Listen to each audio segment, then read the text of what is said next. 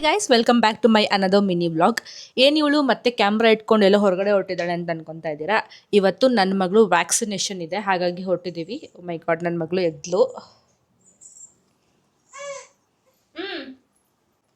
So ಇವಳು ಮಲಗಿದ್ಲು, ಈಗ ಎದ್ದಿದ್ದಾಳೆ. ಎತ್ತಾಕೊಂಡು ಒಯ್ತಾ ಇರೋದೆ. ಇವಾಗ ನನ್ನ ಮಗಳನ್ನ ಎತ್ತಾಕೊಂಡು ಕ್ಲಿನಿಕ್ಕಿಗೆ ಹೋಗಿ ವ್ಯಾಕ್ಸಿನೇಷನ್ 1 ಇಯರ್ದು ವ್ಯಾಕ್ಸಿನೇಷನ್ ಹಾಕಿಸ್ಕೊಂಡು ಬರಬೇಕು.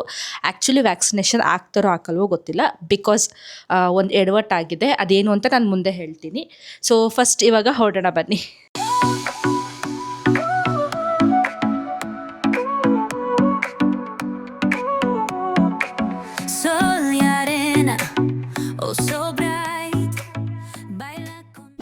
ವ್ಯಾಕ್ಸಿನೇಷನ್ ಅಂತ ಹೇಳಿ ಇದೇನು GT ಮಾಲಿಗೆ ಬಂದಿದ್ದೀನಿ ಅಂತ ನೋಡ್ತಾ ಇದ್ದೀರಾ.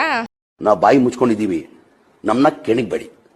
ಇವತ್ತು ಬೇಗನೆ ಬಂದಿದ್ದೀವಿ, ಡಾಕ್ಟರ್ ಬರೋದಕ್ಕೆ ಇನ್ನೂ ಟೈಮ್ ಇದೆ. ಹಾಗಾಗಿ ಸ್ವಲ್ಪ ಶಾಪಿಂಗ್ ಇತ್ತು, ಝೂಡಿಯೋಗೆ ಬಂದಿದ್ದೀವಿ.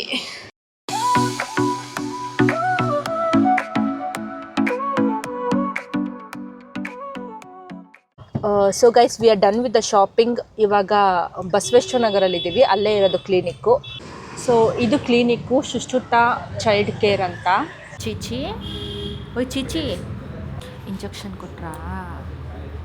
Guys, done with vaccination. ಇನ್ಮೇಲೆ salt sugar ಕೊಡ್ಬೋದಂತೆ.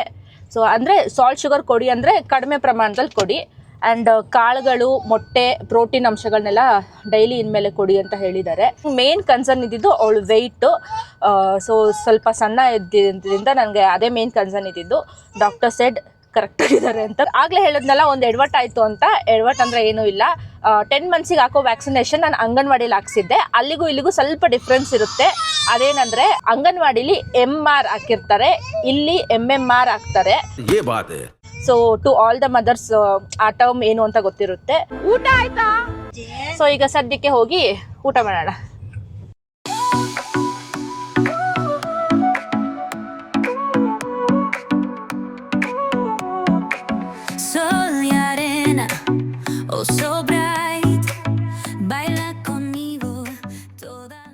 Mayura biryani right in front of Agrahara Dasarahalli.